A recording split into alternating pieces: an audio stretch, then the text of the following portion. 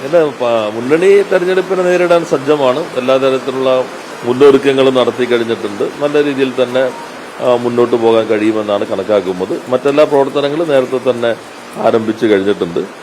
വളരെ ചുരുങ്ങിയ കാലത്തേക്കുള്ള തെരഞ്ഞെടുപ്പാണെങ്കിൽ പോലും നല്ല ഗൗരവത്തോടുകൂടി തന്നെ പ്രവർത്തനങ്ങൾ ഏകോപിപ്പിക്കാനായിട്ട് സജ്ജമാണ്.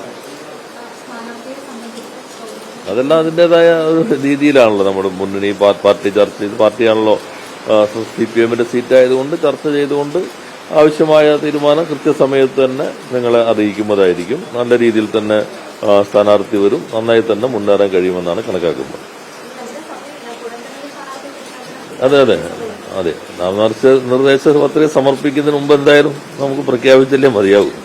അപ്പൊ എന്തായാലും വളരെ പെട്ടെന്ന് തന്നെ സ്ഥാനാർത്ഥി നിർണയത്തിലേക്ക് പോകും. മറ്റൊരുക്കങ്ങളെല്ലാം നടത്തി കഴിഞ്ഞിട്ടുണ്ട്. അധിക സമയം എടുക്കാതെ തന്നെ, കാരണം കുറഞ്ഞ സമയമാണ് ഈ പ്രഖ്യാപനത്തിലൂടെ പ്രവർത്തനത്തിന് ലഭ്യമാകുന്നത്. അപ്പോൾ ആ സമയം പൂർണ്ണമായിട്ടും കാര്യക്ഷമമായി വിനിയോഗിക്കാനുള്ള മുന്നൊരുക്കങ്ങൾ നടത്തി കഴിഞ്ഞിട്ടുണ്ട്. ഏതാ അതിപ്പോ നമ്മളല്ല താഴ്ന്നു നോക്കുന്നത്. അവിടെ ജനങ്ങളുടെ വോട്ടല്ലേ നമ്മളിപ്പോ നോക്കുന്നത്. അപ്പൊ അതിന് പറ്റുന്ന സ്ഥാനാർത്ഥി ഇടതു മുന്നണി അവതരിപ്പിക്കും.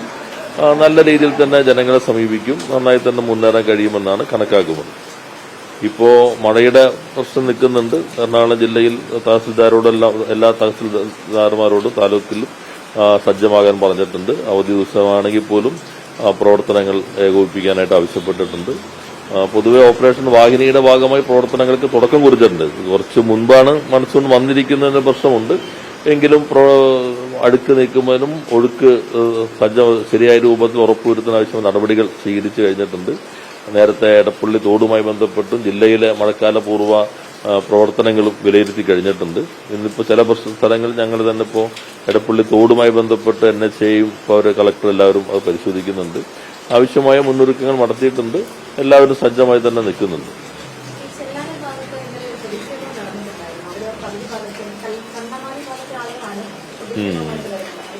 സ്വാഭാവികമായിട്ട് അതുകൂടി നമ്മൾ അടുത്ത ഘട്ടത്തിൽ ഉൾപ്പെടുത്തിയിട്ടുള്ളതാണ്. എന്നാൽ ഇപ്പോൾ അടിയന്തരമായി ചെയ്യുന്നതിന് ആവശ്യമായിട്ടുള്ള